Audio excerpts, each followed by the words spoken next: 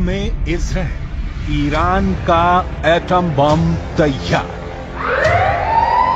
बातें और दावे तो बहुत दिनों से हो रहे हैं कि ईरान इजराइल से हमास चीफ इस्माइल हानिया के बदला जरूर लेगा, लेकिन हमास चीफ हानिया की हत्या के 16 दिन बाद भी ईरान ने इजराइल पर एक भी गोली अभी तक नहीं चलाई है। आखिर ईरान इतना ज्यादा वक्त इजराइल पर हमला करने में क्यों लगा रहा है? इस सवाल का एक जवाब ये है कि ईरान इजराइल पर बहुत बड़ा परमाणु हमला करना चाहता है ताकि इजराइल को दोबारा हमला करने का मौका ही न मिले। ईरान से जुड़े इस सनसनीखेज खबर ने इजराइल के होश उड़ा दिए हैं। प्रधानमंत्री नेतन्याहू से लेकर अमेरिकी राष्ट्रपति बाइडेन तक ईरान की एटमी तैयारी से भौचक्के रह गए हैं। इंटरनेशनल मीडिया में छन छन करा रही खबरों से पता चला है कि ईरान इजराइल पर बड़ा हमला करने से पहले एक जबरदस्त परमाणु धमाका करने जा रहा है ताकि इजराइल और उसके दोस्तों को साफ संदेश दिया जा सके कि अगर ईरान को इजराइल ने दूसरा गाजा बनाने की कोशिश की तो ईरान इजराइल को परमाणु बम की आग में भस्म कर देगा। जरा देखिए ईरान के परमाणु हमले को लेकर क्या तैयारियां चल रही हैं।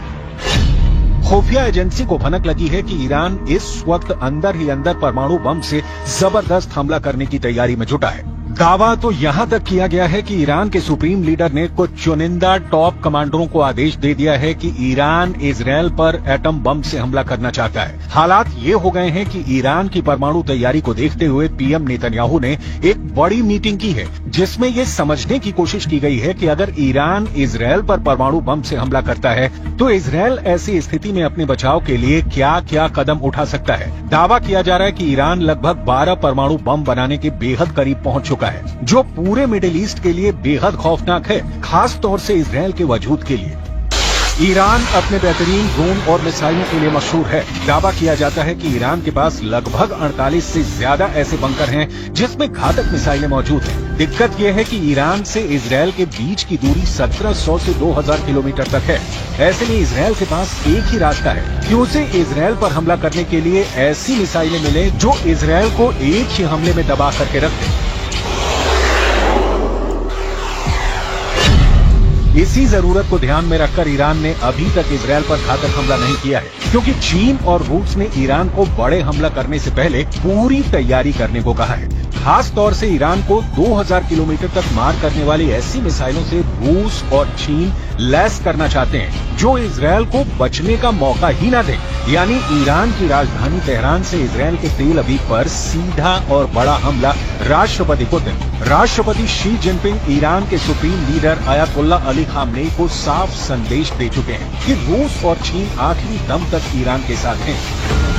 खबर है कि रूस ने अपने लड़ाकू परिवहन विमान से दर्जनों परमाणु क्षमता वाली मिसाइलें तेहरान पहुंचा दी हैं। दावा तो यहां तक किया जा रहा है कि अगर तेहरान ने इनमें से एक भी मिसाइल से इजराइल पर हमला किया तो इजराइल का विनाश कोई रोक नहीं सकता है।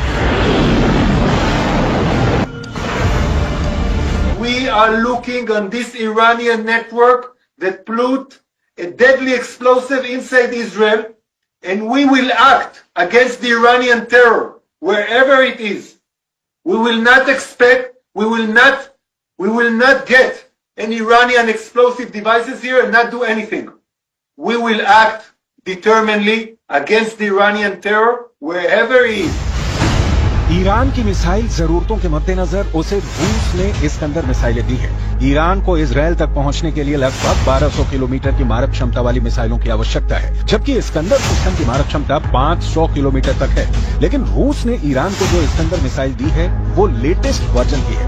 इजरायली मीडिया के मुताबिक रूस ने ईरान को 1500 किलोमीटर तक हमला करने वाली R-500 क्रूज मिसाइलों के साथ इस्कंदर के सिस्टम दिया है, जो ईरान को जबरदस्त मिसाइल पावर दे रहा है। इस्कंदर के लंबी दूरी तक मार करने वाली परमाणु क्षमता वाली मिसाइल है। इसके अलावा रूस का मरमंग्स BM सिस्टम ईरान को दिया गया है। इजरायली विदेश मंत्री इजराइल काट्ज का साफ कहना है कि ईरान इजराइल पर बहुत बड़े हमले का प्लान बना चुका है, यानी ईरान अब रूसी मिसाइलों से इजराइल पर हमला करने जा रहा है।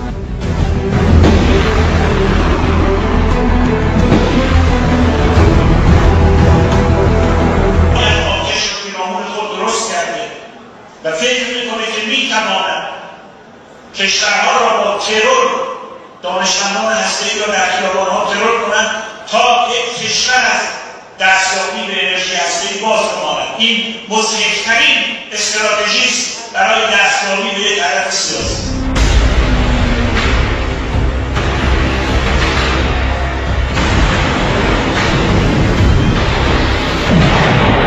पूर्व रक्षा मंत्री और वर्तमान में रूसी संघ के सुरक्षा परिषद के सचिव सर्गेई शोइगु तेहरान में जिस वक्त ईरान के IRGC के commander major general Mohammad Bagheri से मिल रहे थे, उस वक्त किसी को अंदाजा नहीं था कि रूस में इजरायल ईरान युद्ध में कितना बड़ा खेला कर दिया है।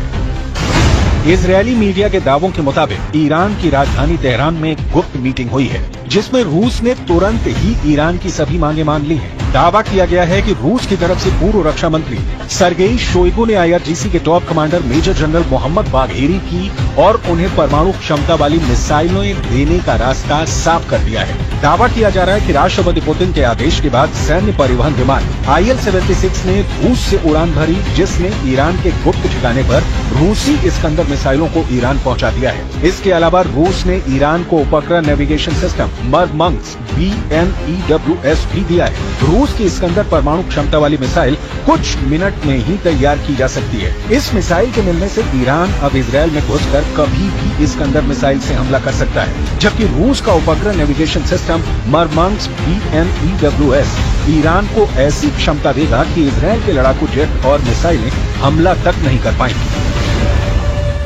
ईरान इस वक्त अपने परमाणु बंकर से मिसाइलों को तेजी से लेबनान और सीरिया में गुप्त ठिकानों तक पहुंचाने में जुटा है।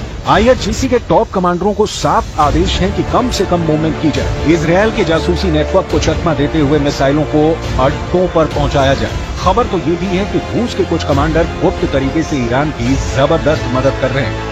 इधर supreme leader Ayatollah Ali Khamenei ईरानी अखबार कहान में लेख लिखा है कि पिछली बार ऑपरेशन में ईरान ने इजरायल के सिर्फ कुछ ठिकानों को निशाना बनाया था, लेकिन अब इजरायल के अंदरूनी इलाकों जैसे तेल अवीव और हाइफा रणनीतिक केंद्रों पर हमला होगा।